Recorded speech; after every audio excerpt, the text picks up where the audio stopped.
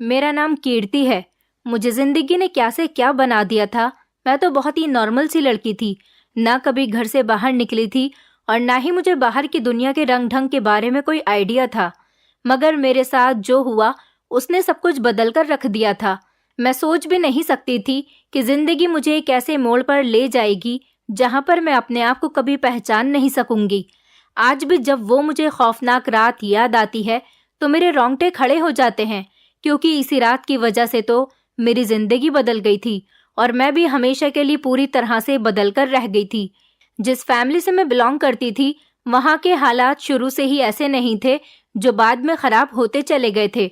हमारी जिंदगी पहले इतनी तंग नहीं थी, मगर रात गुजरने के साथ साथ तो सांस लेना भी मुश्किल होने लगा था। कहने को तो हम मिडिल क्लास फैमिली से बिलोंग करते थे, लेकिन ये वहम सिर्फ दुनिया वालों के लिए ही था।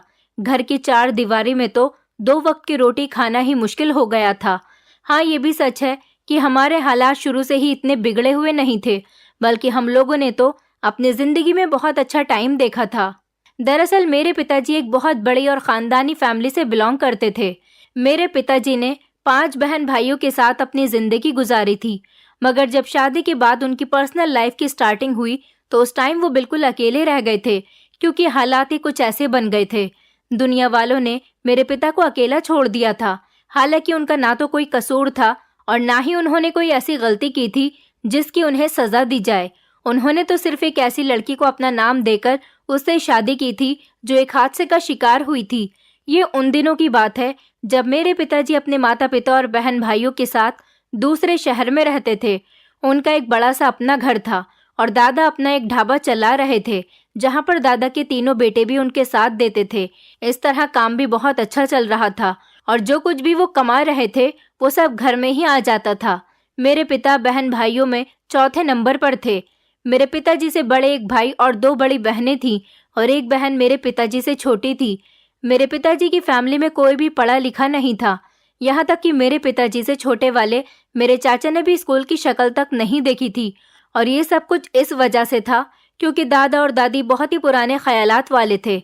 उन लोगों के लिए तो रुपया पैसा कमाना ही जिंदगी का अहम हिस्सा था। वो खुद भी पढ़े लिखे नहीं थे, इसीलिए उन्होंने अपने बच्चों को पढ़ाने के बारे में भी नहीं सोचा। मेरे दादा का ये कहना था कि जब हम बिना पढ़े लिखे ही इतना पैसा कमा सकते हैं कि गांव से शहर में आकर अपना घर बना लिया और अपने बच्चों को भी अच्छी जिंदगी देने की पूरी कोशिश कर ली, तो फिर पढ़ाई लिखाई करने से कोई फायदा नहीं। बस इसी वजह से मेरे दादा दादी ने अपने 5 बच्चों में से किसी भी एक को स्कूल नहीं भेजा था और न ही इन लोगों को पढ़ने लिखने का कोई शौक था। बल्कि मेरे दादा के दोनों बेटे मेरे दादा के साथ होटल पर जाने लगे थे और मेरी दोनों बुआ दादी के साथ ही घर में रहकर उनका काम में हाथ बटाती थी। मेरे दादा के बच्चों में काम करने और सीखने की बहुत लगन थी और जल्दी वो अपने पिता के होटल को संभालकर काम को आगे बढ़ाने में उनकी मदद कर रहे थे। और हुआ भी ऐसा ही था। मेरे बड़े ताया जी और छोटे चाचा जी दोनों ही दादाजी के होटल पर बड़ी मेहनत के साथ काम करते थे और सारा का सारा काम वो खुद ही संभाल लिया करते थे। दादाजी तो बस रात को बैठकर हिसाब किताब करते थे। मेरे पिताजी भी अब अपने छोटे और बड़े भाई की तरह अपने पिता के होटल पर जाकर काम करने लगे थे और सारा काम खुद अपनी निगरानी में करवाते थे। यहाँ तक कि जब पिताजी और मेरे चाचा जी होटल पर जाने लगे तो दादाजी ने वो काम भी मेरे पिता के ऊपर डाल दिया, जिसके लिए उन्होंने बाहर से लड़के रखे हुए थे।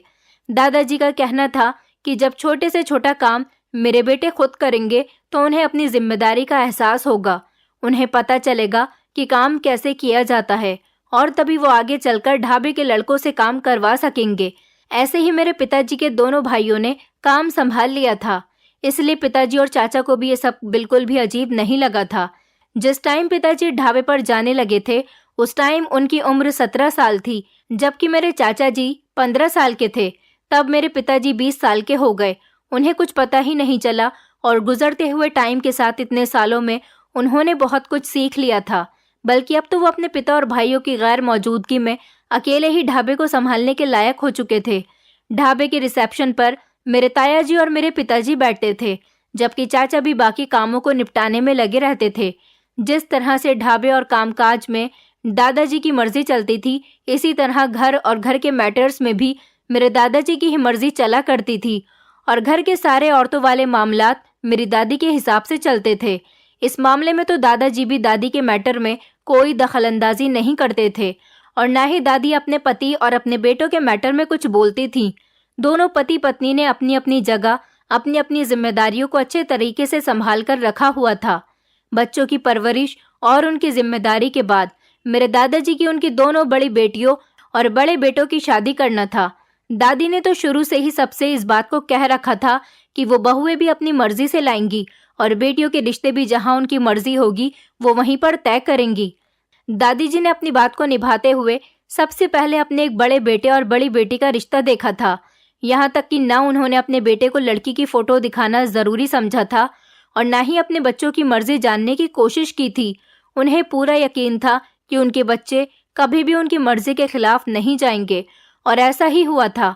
मेरे बड़े ताया जी और मेरी बुआ जी ने अपनी माँ के हुक्म पर सर झुका दिया था और उनके फैसले का पूरी तरह से मान किया था और इस तरह उनकी शादियां भी दादी की पसंद से हो गईं। दादी बहुत खुश थी कि उनकी बेटी को भी उनकी पसंद की ससुराल मिली थी और उनकी बहू भी उनकी पसंद की थी और उनकी मर्जी के मुताबिक चलती थी। जैसा सोचकर उन्होंने ये रिश्ते तय किए थे वैसा ही बाद में उनका फल मिला था। मेरी दादी ने मेरी ताई जी को भी वैसा ही पाया था जैसी वो ख्वाहिश करती थी। लेकिन कुछ दिनों के बाद ही मेरी ताई जी घर के तौर तरीके और घर की जिम्मेदारियों को अच्छी तरह से निभाने में सफल हुई थी। दादा और दादी बहुत ही पुरानी सोच रखने वाले लोग थे और इत्तेफाक से उन्होंने अपनी मर्जी के मुताबिक ही जिंदगी गुजारी थी। मेरे दादा दादी को कभी पैसे की कोई कमी तो नहीं थी। 3 बेटों के माता पिता बनने के बाद तो उन्हें ऐसा लगता था जैसे वो अपनी जिंदगी में जो चाहे करें, क्योंकि उनका भाग्य उन पर मेहरबान था। उन्होंने जो चाहा उन्हें वो सब कुछ मिला था। भगवान की कृपा से उनकी जिंदगी में किसी तरह की कोई कमी नहीं थी और ना ही कभी उन्होंने बुरे हालातों के बारे में सोचा था और ना ही बुरे हालात को देखा था। इसलिए वो कभी किसी की परेशानी भरी तकलीफ में ना तो कभी उसके दुख को समझ सकते थे और ना ही सोच सकते थे। फिर जब मेरी बड़ी बुआ की शादी भी अपनी मर्जी के साथ कर दी और उनको दामाद भी उनकी मर्जी के मुताबिक मिल जाए तो मेरी दादी बहुत खुश थी। और फिर नंबर था मेरे पिताजी की शादी का। अब उन्होंने मेरे पिताजी के लिए भी लड़की तलाश करनी शुरू कर दी थी। मेरे पिताजी अपने बाकी बहन भाइयों से काफी इंटेलिजेंट और स्मार्ट थे, इसीलिए दादी मेरे पिताजी को अपना राजा बेटा कहकर पुकारती थी, क्योंकि मेरे पिताजी अपने बाकी सब बहन भाइयों में मेरी दादी के सबसे ज्यादा लाडले बेटे थे। उसकी एक वजह ये भी थी कि बचपन में मेरे पिताजी बहुत ज्यादा बीमार हो गए थे और भगवान ने उन्हें दूसरी जिंदगी दी थी, जिसकी वजह से मेरी दादी बहुत परेशान हो गई थी। तो दादी ने अपने दूसरे नंबर वाले बेटे को हमेशा अपने दिल से लगाकर रखा था। बाकी सारे बच्चे भी मेरी दादी के लिए बहुत ही अहम और ख़ास थे, मगर पापा की बात कुछ और ही थी। यही वजह थी कि मेरी दादी को मेरे पिताजी से कुछ ज़्यादा ही उम्मीदें थी और पिताजी भी अपने माता पिता से बहुत ज़्यादा प्यार करते थे। उनकी मर्जी के बिना और उनके हुक्म के बिना दादा और दादी कोई भी काम शुरू नहीं करते थे। जब बड़े भैया की शादी को 3 साल गुजर गए और उनके यहाँ एक बच्चा भी हो गया था, तब दादी ने पिताजी के लिए लड़कियां देखना शुरू कर दी। पिताजी को इस बात पर कोई एतराज नहीं था कि उनके माता पिता किस जगह और किस लड़की से उनकी शादी करवाना चाहते हैं, बल्कि वो तो अपने माता पिता की मर्जी पर ही सब कुछ छोड़ चुके थे। लेकिन अब उन्हें ये नहीं पता था कि उनकी जिंदगी में कुछ ऐसा भी होने वाला है जिसकी वजह से उनकी जिंदगी पूरी तरह से मोड़ ले लेगी। ये उस समय की बात है जब दादी ने पिताजी के लिए एक लड़की को पसंद भी कर लिया था और उनके साथ मेरे पिताजी का रिश्ता भी पक्का हो गया था। वो लड़की भी मेरे पिताजी की तरह ही खूबसूरत थी और बहुत अच्छे परिवार से बिलोंग करती थी।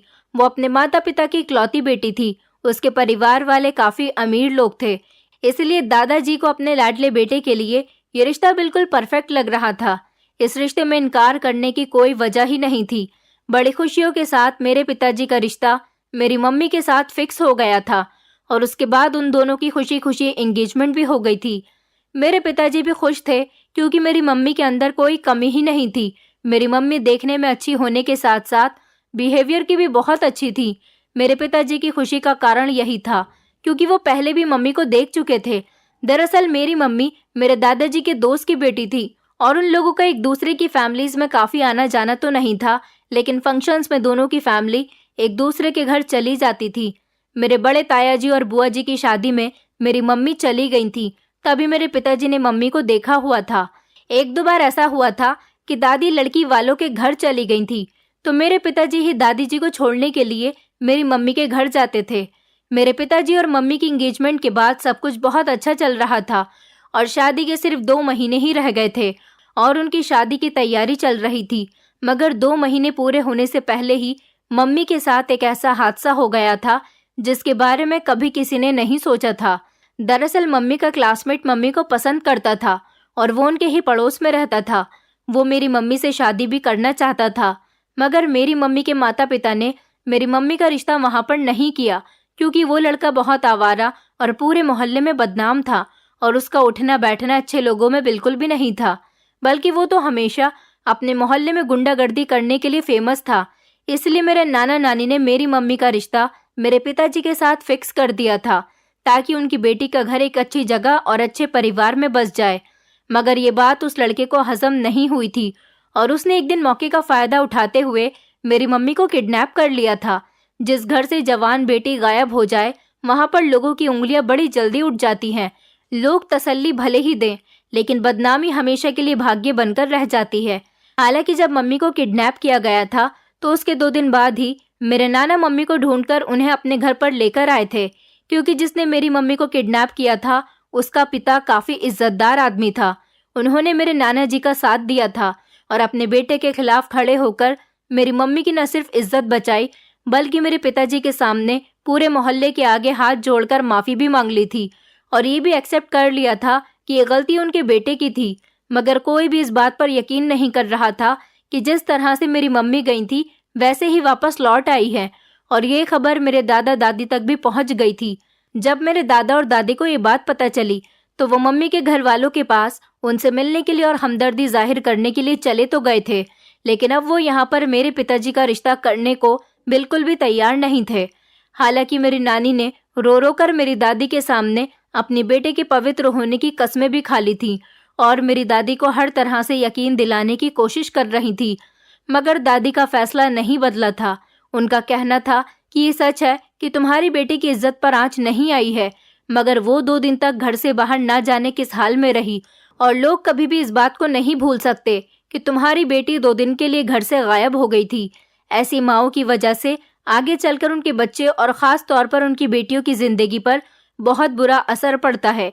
इसलिए दादी ने इस रिश्ते से साफ साफ इनकार कर दिया था। मगर मेरे पिताजी अपनी मंगेतर को इन बुरे हालात में अकेला छोड़ने पर तैयार नहीं थे। उन्हें न सिर्फ मेरी मम्मी की पवित्रता पर यकीन था, बल्कि वो हर हाल में उनका साथ देने के लिए तैयार थे। जब दादा दादी ने पिताजी की बात नहीं मानी तो पिताजी ने खुद मेरे नाना के पास जाकर मेरी मम्मी से शादी करने की बात कह दी थी और नाना भी अपनी इज्जत के हाथों मजबूर हो गए थे। उन्होंने खुद मेरी मम्मी की शादी मंदिर में मेरे पिताजी के साथ करवा दी थी। दादा और दादी को उस वक्त पता चला जब ये शादी हो चुकी थी। पहले तो उनकी इज्जत का सवाल था, लेकिन अब बात ईगो पर आ चुकी थी। दादा और दादी ने झुकना गवारा नहीं किया और बेटे के साथ साथ बहू को भी घर आने के लिए मना कर दिया था। मेरे पिताजी ने अपने माता पिता की मर्जी के खिलाफ जाकर इतना बड़ा कदम उठा तो लिया था, लेकिन इस पर उन्हें पछतावा बिल्कुल भी नहीं था, क्योंकि उन्होंने मेरी मम्मी को पूरे दिल के साथ एक्सेप्ट किया था। मम्मी ने भी पिताजी को यकीन दिलाने की कोशिश की थी कि उनकी इज्जत पर कोई भी आंच नहीं आई थी। तो पिताजी ने उन्हें कहा कि आइंदा कभी भी जिंदगी में ये बात दोबारा मत कहना, क्योंकि मुझे तुम पर पूरा भरोसा है, इसलिए मैं तुम्हारे साथ खड़ा हुआ हूँ। नाना और नानी के लिए बहुत बड़ी बात थी कि उनके होने वाले दामाद ने इतना सब कुछ होने के बावजूद भी एक अच्छा और एक नेक इंसान होने का सबूत दिया था।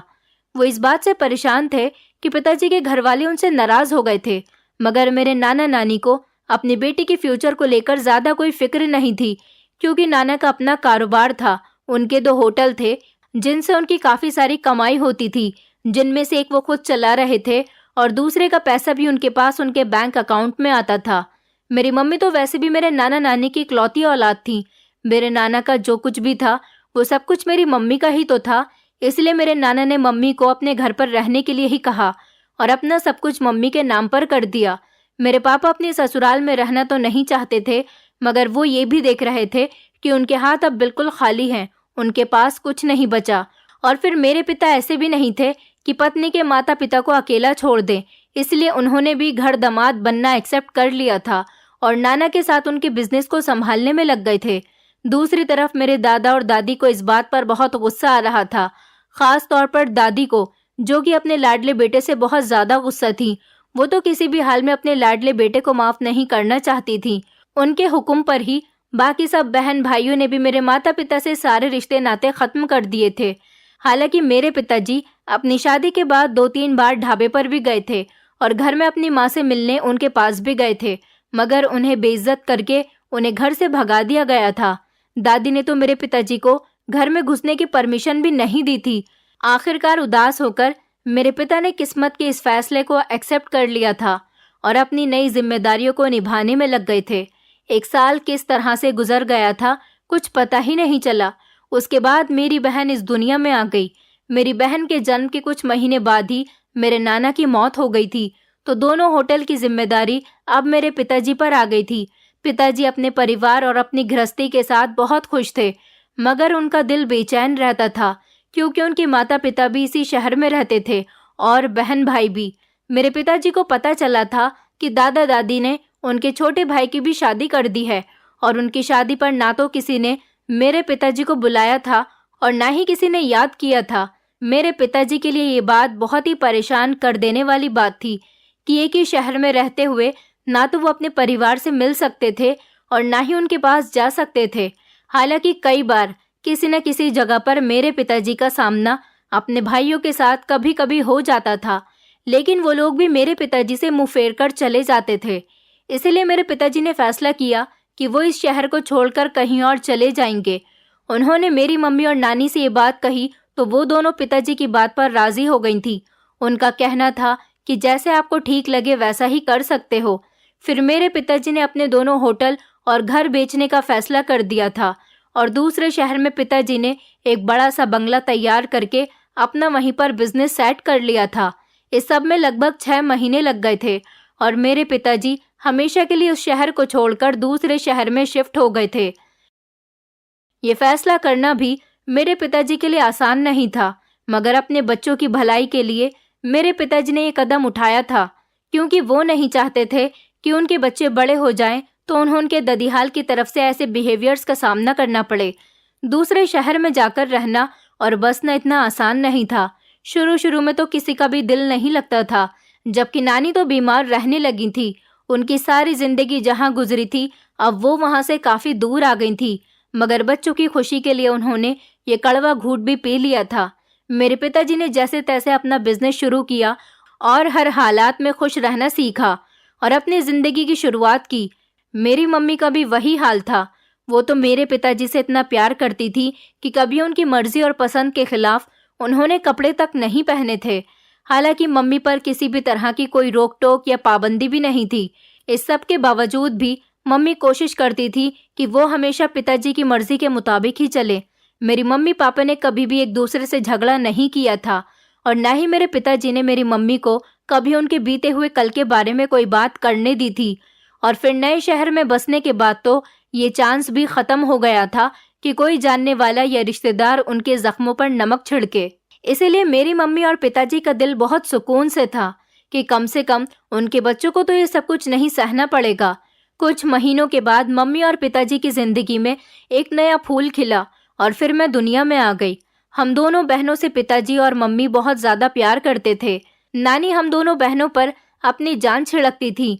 मुझे अच्छी तरह से याद है, जब मैंने स्कूल जाना शुरू किया तब सबसे ज्यादा फिक्र मेरी नानी को लगी रहती थी। उनका बस चलता तो वो मुझे कभी स्कूल नहीं जाने देती, क्योंकि मैं उनकी बहुत ज्यादा लाडली थी। वो हर वक्त मुझे अपनी नजरों के सामने रखती थी। मगर बच्चों की शिक्षा और परवरिश भी बहुत अहम थी। सब कुछ बहुत अच्छा चल रहा था, लेकिन अभी भी मेरी मम्मी और पिताजी की जिंदगी में एक बेटे की कमी थी। मगर मेरे बाद फिर मम्मी और पिताजी के आंगन में और कोई फूल नहीं खिल सका था, लेकिन उन्हें इंतजार जरूर रहता था। और फिर जब मैं 8 साल की हुई तो उनका ये इंतजार रंग लेकर आया था और फिर मम्मी ने मेरे नन्हे से भाई को जन्म दिया था।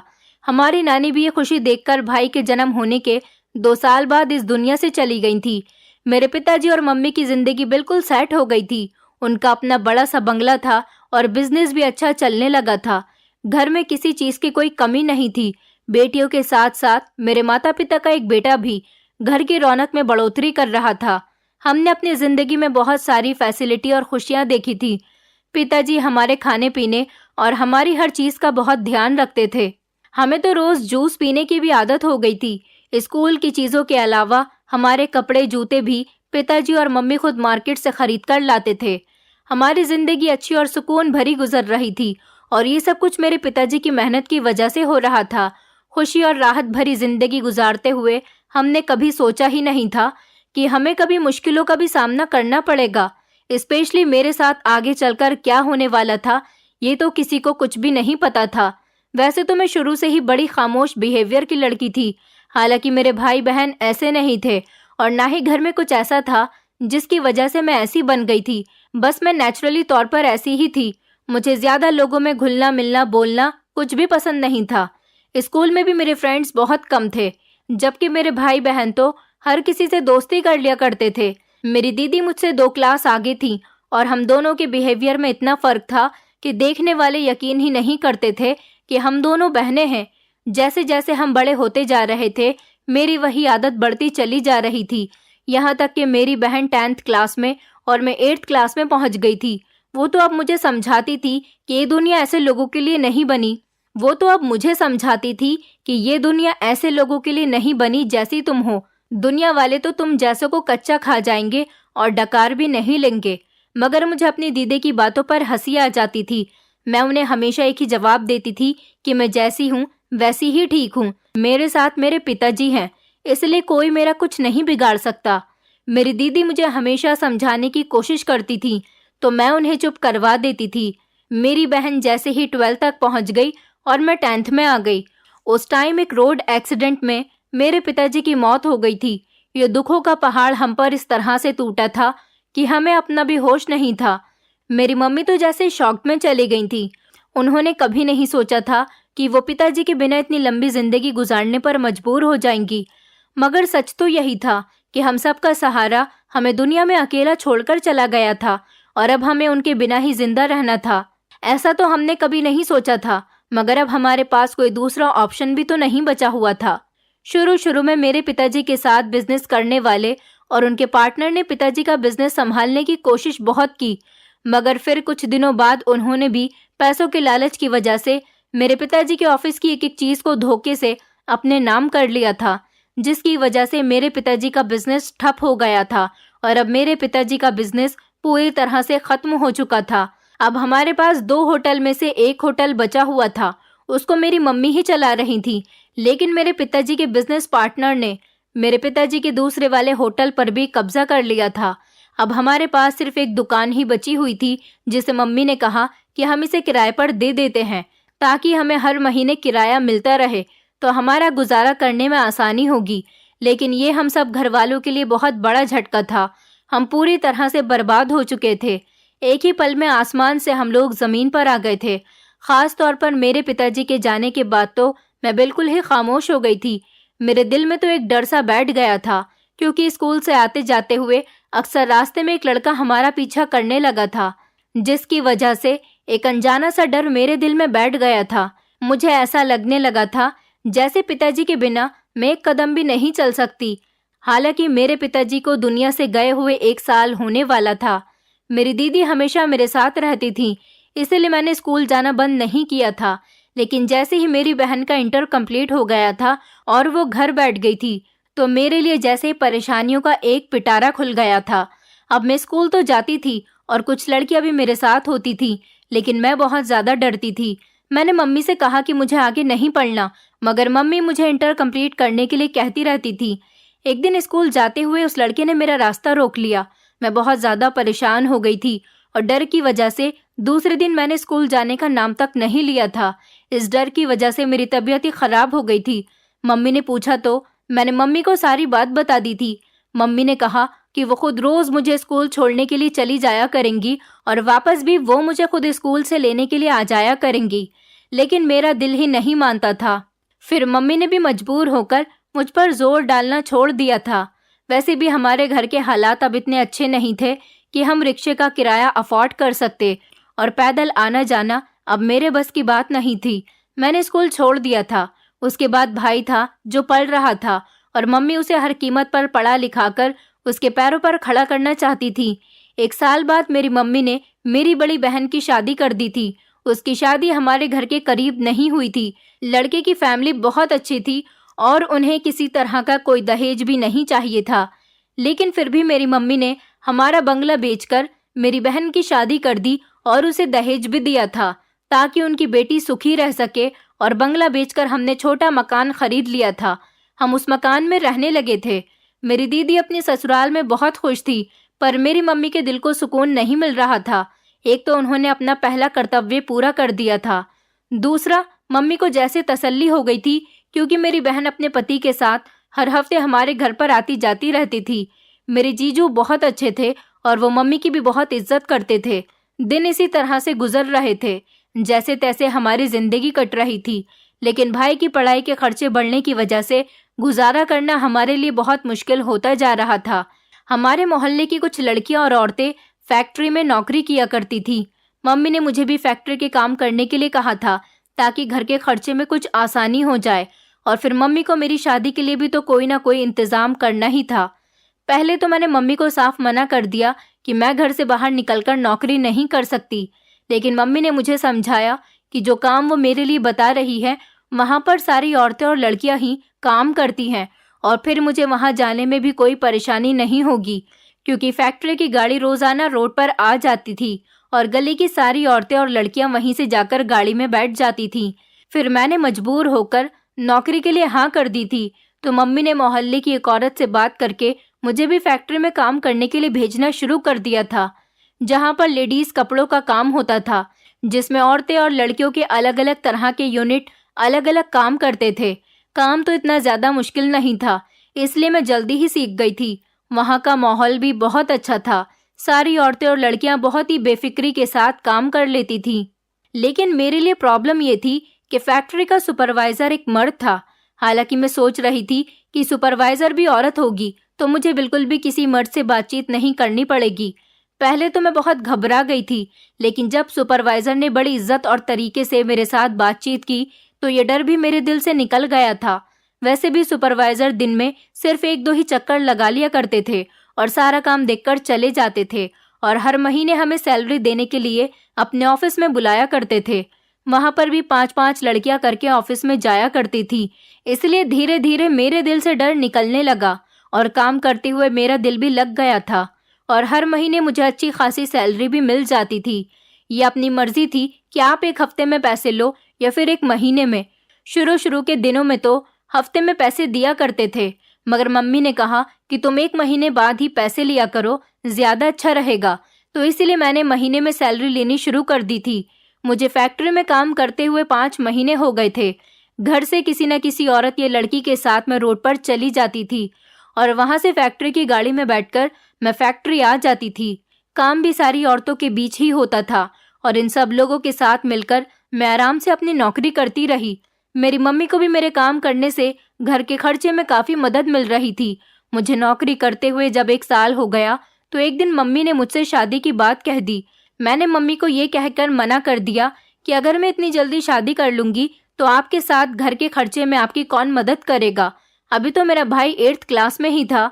मेरी बात सुनकर मम्मी भी खामोश हो गई थी, मगर मैं जानती थी कि मेरी मम्मी मेरा रिश्ता देखे बिना बाज नहीं आएंगी, क्योंकि वो चाहती थी कि मैं भी दीदी की तरह जल्दी ही अपनी ससुराल की हो जाऊं। क्योंकि मम्मी को लगता था कि जवान बेटियों को संभालना और घर में बिठा के रखना बड़ा मुश्किल काम है।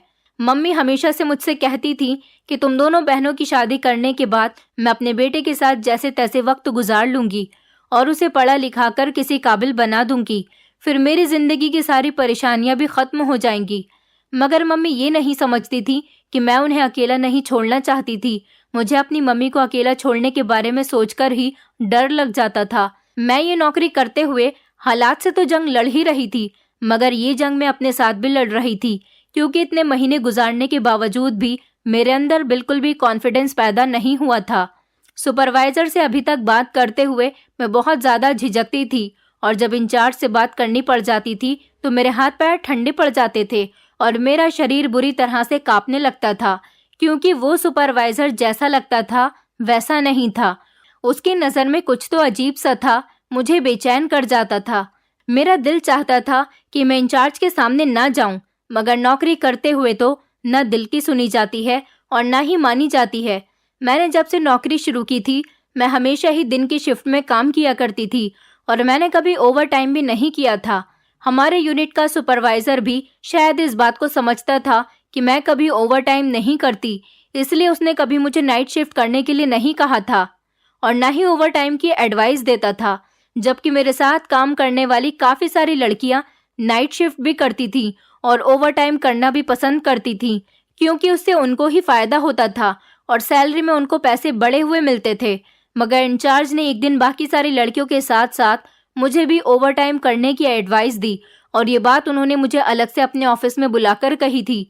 उन्होंने ओवर टाइम के साथ जो सैलरी मुझे बताई, उसे सुनकर तो मैं हैरान रह गई थी, क्योंकि मुझे पता था कि ओवर टाइम पर कितने पैसे मिलते हैं, लेकिन वो मुझे ज़्यादा पैसों की ऑफ़र कर रहा था। फिर उसने खुद ही मुझे बताया कि सुपरवाइज़र ने मुझे तुम्हारे घर के हालात के बारे में बताया है। तुम्हारे पिता नहीं है, घर में कोई कमाने वाला नहीं है और तुम्हारा भाई भी छोटा है। इसीलिए मैंने फैक्ट्री के मालिक से बात की कि हमें कुछ ज़रूरतमंदों के साथ ज़्यादा अच्छे तरीके से चलना चाहिए, तभी तो मैं तुम्हें इतना ओवर टाइम ऑफ़र कर रहा हूँ। ये बात सुनकर तो मैं खामोश हो गई थी, क्योंकि इस बात के बाद तो शक की कोई गुंजाइश ही नहीं बची थी। लेकिन उसने मुझे मना किया था कि मैं अपने ओवर टाइम के पैसों के बारे में किसी को भी ना बताऊं, क्योंकि इस तरह बाकी लोग भी ज़्यादा पैसों की डिमांड करेंगे। उनकी ये बात भी ठीक थी, इसलिए मैंने किसी से भी इस बारे में कुछ नहीं कहा था और ओवर टाइम करने के लिए मान भी गई थी। हाँ, लेकिन मम्मी को ये सब बता दिया था। मम्मी ने कहा कि ठीक है, ओवर टाइम करने में कोई परेशानी नहीं है, लेकिन तुम अकेले वापस नहीं आओगी। मैं तुम्हारे जीजू से इस बारे में बात करूंगी, वो तुम्हें घर छोड़ जाया करेंगे, यही ठीक रहेगा। मैं अपनी मम्मी की बात सुनकर खामोश हो गई थी।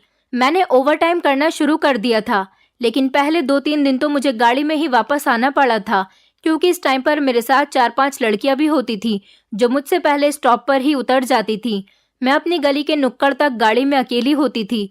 मेरे जीजू अपने काम के सिलसिले में कुछ ज़्यादा ही बिजी थे, इसलिए उन्होंने मम्मी से कहा कि वो कुछ दिनों के बाद मुझे फैक्ट्री से लेने के लिए चले जाया करेंगे। लेकिन एक दिन कुछ ऐसा हुआ जिसने मेरे पैरों तले से ज़मीन निकाल दी थी। मैं उस रात ओवर टाइम करके गाड़ी में बैठने के लिए फैक्ट्री से बाहर निकलने लगी तो इंचार्ज ने मुझे रोक लिया। मैं समझ नहीं पाई थी कि मुझे इंचार्ज क्यों रोक रहा है, लेकिन उसके चेहरे पर आई हुई एक हंसी थी जो मुझे डरा रही थी।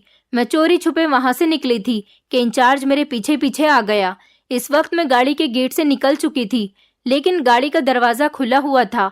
मैंने इंचार्ज को देखकर भागना शुरू किया और गाड़ी वाले को आवाज देने लग गई थी, मगर वो जा चुका था। तो इंचार्ज बहुत ही शातिराना मुस्कुराहट हंसने लगा था। मेरे तो होश ही उड़ गए थे कि अब पता नहीं मेरे साथ क्या होने वाला है। मगर अचानक से मुझे अपने जीजू की आवाज सुनाई दी तो मेरी जान में जान आ गई थी। वो मुझे लेने के लिए आ गए थे और इस टाइम में दिल ही दिल में भगवान का शुक्रिया अदा कर रही थी। मेरे जीजू को देखते ही वो इंचार्ज भी वहां से फौरन गायब हो गया था और मैं अपने जीजू के साथ घर चली आई थी। मैंने इस बात के बारे में किसी को नहीं बताया था, मगर अब मेरे दिल में अजीब सी प्रॉब्लम थी, क्योंकि मैं दोबारा नौकरी पर नहीं जाना चाहती थी और इस तरह नौकरी छोड़कर घर पर बैठ भी नहीं सकती थी। यही सब कुछ सोचते सोचते मैं सो गई थी। लेकिन अगले ही दिन मैं बहुत हैरान रह गई थी, क्योंकि मेरी बहन अपनी सास और पति के साथ मेरा रिश्ता लेकर आई थी। वो अपने देवर के लिए मेरा रिश्ता मांग रही थी। मेरी मम्मी ने तो फौरन खुशी खुशी इस रिश्ते के लिए हाँ कर दी थी, क्योंकि इस रिश्ते में कोई कमी नहीं थी। मेरी बड़ी दीदी भी अपनी ससुराल में बहुत खुश रह रही थी, क्योंकि मेरे जीजू बहुत अच्छे थे और उनका भाई भी बहुत अच्छा और पढ़ा लिखा लड़का था। वो देखने में भी बहुत अच्छा था। मेरी मम्मी ने इस रिश्ते के लिए हाँ कर दी और खुद ही मुझे मना कर दिया कि अब तुम्हें फैक्ट्री में नौकरी करने की कोई ज़रूरत नहीं, क्योंकि जल्दी ही मैं तुम्हारी शादी करके तुम्हें तुम्हारी ससुराल का कर दूंगी। ये बात सुनकर मेरे दिल में एक तसल्ली पैदा हो गई थी, क्योंकि मैं खुद भी नौकरी करने के लिए नहीं जाना चाहती थी। मेरी शादी की डेट फिक्स हो गई थी और 3 महीने बाद मेरी शादी होनी थी और धीरे धीरे हमारे यहाँ शादी की तैयारियां भी शुरू हो गई थी। बंगला बेचने के बाद कुछ पैसे मम्मी ने अपने अकाउंट में डलवा दिए थे मेरी शादी के लिए, क्योंकि मेरी मम्मी मेरी शादी भी इसी तरह धूमधाम से करना चाहती थी जैसे मेरी दीदी की थी। मुझे अपनी शादी की बहुत खुशी थी और मैं सोच रही थी कि अच्छा हुआ बिना किसी मुसीबत का शिकार हुए ही मेरी शादी हो रही है, क्योंकि मैं उन लड़कियों में से थी जिनको मजबूरी की हालत में घर से बाहर निकलकर काम करना पड़ता है। अगर लड़कियां मजबूरी की वजह से घर से नौकरी करने के लिए निकलती हैं तो उन्हें सुकून के साथ नौकरी करने क्यों नहीं दिया जाता? काश लोग घर से बाहर काम करने वाली लड़कियों को भी उतनी ही इज्जत दें जितनी अपने घर की औरतों को देते हैं। इस तरह से तो हमारे घरों की लड़कियों के लिए प्रॉब्लम ही खत्म हो जाएगी। अब आप सबसे मेरी रिक्वेस्ट है कि औरतों की इज्जत करना सीखिए और उनको उनके हिसाब से जिंदगी जीने दीजिए, ताकि वो खुली हुई इस दुनिया में भी अपने दम को घुटता हुआ महसूस ना करें। मेरी शादी हो चुकी है, मैं अपने पति के साथ बहुत खुश हूँ और बहुत तसल्ली भरी जिंदगी गुजार रही हूँ। दोस्तों, उम्मीद करती हूँ आपको हमारी कहानी पसंद आई होगी। कहानी पसंद आई है तो वीडियो को लाइक करें, चैनल पर नए हैं तो चैनल को सब्सक्राइब करें और हाँ, नोटिफिकेशन बेल को जरूर दबाएं ताकि अगली अपडेट सबसे पहले आपको मिले।